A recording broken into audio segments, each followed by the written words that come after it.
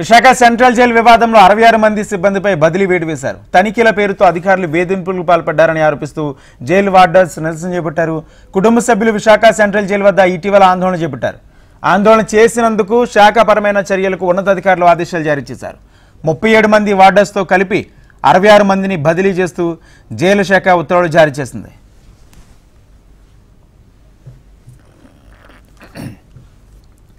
ఇదే అంశానికి సంబంధించి పూర్తి సమాచారం మా ప్రతినిధి అనురాధ అందిస్తారు. అనురాధ. రాజేంద్ర, విశాఖపట్నంలో 2 రోజుల క్రితం విశాఖ సెంట్రల్ జైలు దగ్గర కొంతమంది ఉద్యోగులు అంటే వార్డర్స్ 37 మంది దాదాపుగా కుటుంబ సభ్యులతో కలిపి జైలు ముందు నిరసన వ్యక్తం చేశారు. ఎందుకనంటే తనిఖీల్లో భాగంగా ఖైదీల ముందు అధికారులు తమని మనస్తాపానికి గురి చేశారు.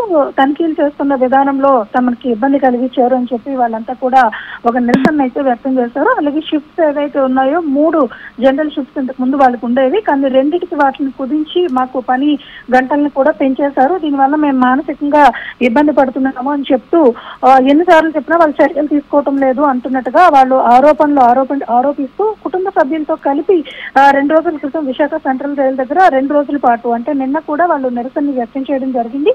ఇందులో భాగంగా ఉన్నతాధికారులంతా కూడా ఒక ఎంక్వైరీని, హోంశాఖ కూడా ఒక ఎంక్వైరీకి ఆదేశించింది. దీంతో ఎంక్వైరీ చేస్తున్న పరిస్థితుల్లో ఉన్నతాధికారులు ఇక్కడికి వచ్చి మొత్తం పరిస్థితిని అంతా కూడా సమీక్షించారు. అయితే అధికారులు ఇచ్చిన సమాచారం మేరకు జైల్లో ఎవరికైనా కూడా ఏదైనా అనుమానాలు వస్తే కనుక ఖచ్చితంగా వాళ్ళని పూర్తి స్థాయి తనిఖీలు చేసే అధికారాలు ఉంటాయి.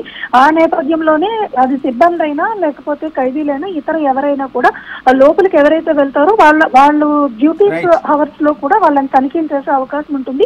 ఆ విధంగా జనరల్ తనిఖీ మాత్రమే చేశారు. కానీ వీళ్ళు వ్యక్తిగత ఆరోపణలు చేస్తూ ముఖ్యంగా ఏదంటే శాఖకి ఇబ్బంది కలిగిస్తూ నిరసనలు చేయడం అనేది ఇబ్బందికరమైన పరిస్థితి అని చెప్తూ వాళ్ళ మీద ఈ రోజు శాఖపరమైన చర్యలకు ఆదేశాలు జారీ చేశారు. 37 మందితో మిగిలిన సిబ్బందిని కూడా వాళ్ళు బదిలీలు చేశారు.